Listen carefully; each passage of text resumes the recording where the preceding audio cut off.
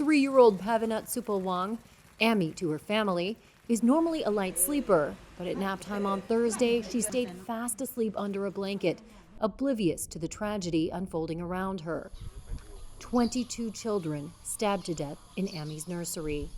To her mother, Paveenut, it's a miracle she survived. My kid is not a deep sleeper. I believe there must be some spiritual thing covering her eyes and ears.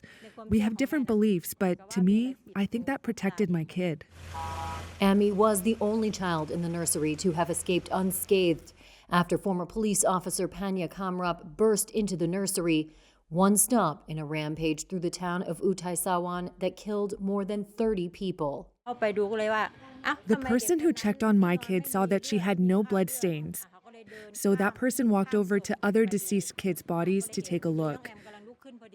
At that moment, Ammy just woke up. She stood with her face facing the wall as Ammy was sleeping at the far end. She slept in the corner opposite her best friend named Tichin because they slept in 2 rows. As the rescuers saw her waking up, they covered her with a blanket and carried her out so the child didn't know anything, didn't know what had happened.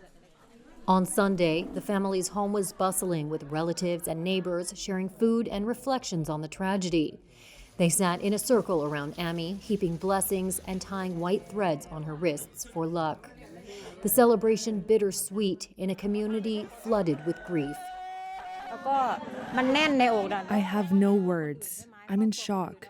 I feel for other families when I visit them, but when I turn around and look at myself, I'm glad that my kid survived. It's a mixed feeling of sadness and gratitude. Ammy's parents said she seems to have no memory of the attack. She was asking her grandmother, "Why don't you pick up Tichin back from school?" And her grandmother told her that Tichin is already dead, and also the teacher.